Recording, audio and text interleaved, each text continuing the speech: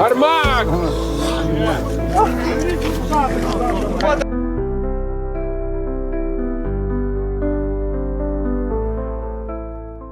the middle of an ongoing and highly complex conflict between Russia and Ukraine, certain moments occasionally break through the noise of war.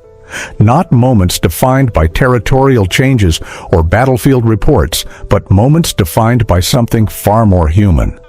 One of those moments is the exchange of prisoners of war. In a recent exchange, 193 Russian servicemen were returned from territories controlled by Ukrainian forces, while 193 Ukrainian prisoners of war were handed back in return.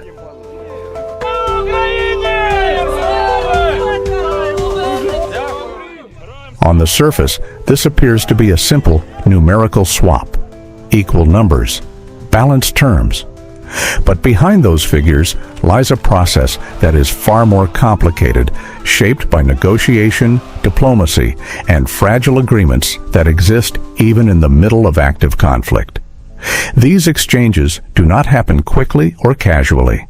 They are the result of extended negotiations conducted through direct and indirect channels, often involving third-party mediation. In this particular case, countries such as the United Arab Emirates and the United States were reported to have played roles in facilitating communication between the two sides. Their involvement is not military and not operational. It is humanitarian, focused on creating a pathway for agreement where direct communication is limited or politically constrained. There is no financial payment involved in these exchanges, no official ransom, no transaction in monetary terms. Instead, what takes place is a structured swap based on classification, numbers, and conditions. In some cases, soldiers are exchanged individually. In others, groups are balanced based on rank, health condition, or time in captivity. Even in war, there remains a system, however limited, designed to manage human lives outside the battlefield.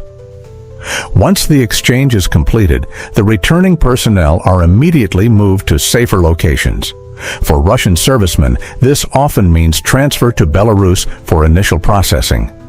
For Ukrainian personnel, similar procedures are carried out in reverse. These locations are not final destinations, but transitional zones where the first stage of recovery begins. Medical teams conduct physical evaluations. Psychological specialists assess emotional and mental conditions. And military officials begin structured debriefings. Many of the returning soldiers arrive in fragile condition. Some are physically exhausted. Others show signs of prolonged stress. Some struggle to communicate clearly, while others remain silent, processing the sudden shift from captivity to freedom. Regardless of which side they come from, the condition is often similar. The human cost of captivity does not depend on nationality. But before medical reports, before debriefings, and before formal procedures begin, there is one moment that stands above everything else. The moment they are allowed to contact their families. In one recorded case, a Russian serviceman made a short phone call that captured the emotional core of the entire exchange. The conversation was simple, but carried immense weight. "Dad, hello." "Hello, Katyusha, hello. It's done. We've been exchanged. Once we arrive, I'll call you again.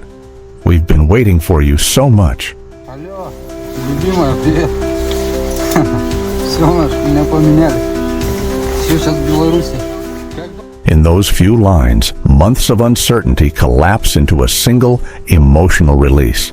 For families, captivity is defined by silence. No updates, no certainty, no confirmation of life or death, only waiting. And then suddenly, a voice returns. Not through official channels, not through reports, but directly from the person they feared they might never hear again. These calls typically occur only after the soldiers have reached a secure location, away from active conflict zones. This ensures both safety and stability before communication begins. At this stage, the individuals are no longer in immediate danger, but they are not yet fully reintegrated into military or civilian systems. The emotional reactions during these calls are often intense. Some soldiers cry openly. Some struggle to speak beyond short phrases. Others fall completely silent, overwhelmed by the sudden emotional weight of hearing their family's voice again. Across both Russian and Ukrainian personnel, the reactions are strikingly similar. Relief, disbelief, exhaustion, and emotional release all appear at once. At that moment, they are no longer defined by uniforms or sides of a conflict. They are defined by personal identity, family, and survival. Мамуля, ты хорошо выглядишь, как всегда. Я так скучал. Привет. Я борщу наварила, хлопці. Я борщу наварила. Вот. Ну вот сейчас нас... After this emotional phase, the process becomes more structured. Medical examinations are conducted to assess physical condition. Psychological evaluations are carried out to determine the impact of captivity. Military debriefings follow, where returning personnel may be asked about their experience, treatment, and conditions during detention. These steps are standard procedure in most modern armed forces and are necessary both for recovery and operational assessment. Recovery timelines vary significantly. Some individuals require only short periods of rest before returning to duty. Others need extended rehabilitation due to injuries or psychological stress. In certain cases, soldiers do not return to frontline service at all, depending on their condition and medical recommendations. The transition from captivity back into military structure is not immediate, and it is not uniform.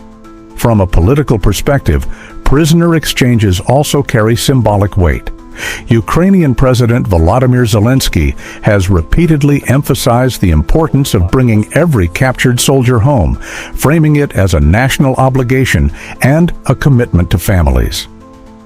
On the Russian side, President Vladimir Putin presents similar exchanges as evidence that the state fulfills its responsibility to recover and return its military personnel.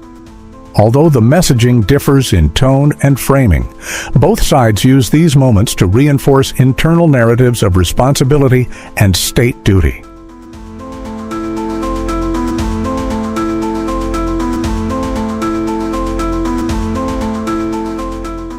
However, beyond political messaging, the reality of these exchanges remains fundamentally human. They are not victories or defeats in a military sense. They are negotiated pauses within a continuing conflict. Temporary agreements that allow individuals to return home, even as broader hostilities remain unresolved. Each exchange represents both closure and continuation at the same time, closure for families and continuation of the larger war.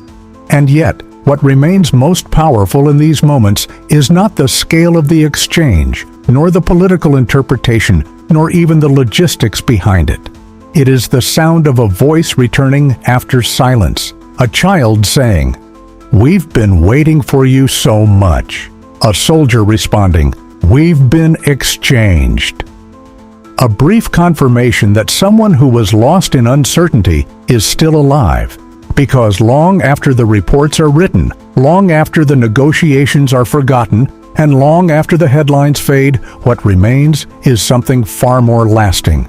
A phone call, a voice, and the simple reality that in the middle of war, human connection still survives, even if only for a moment.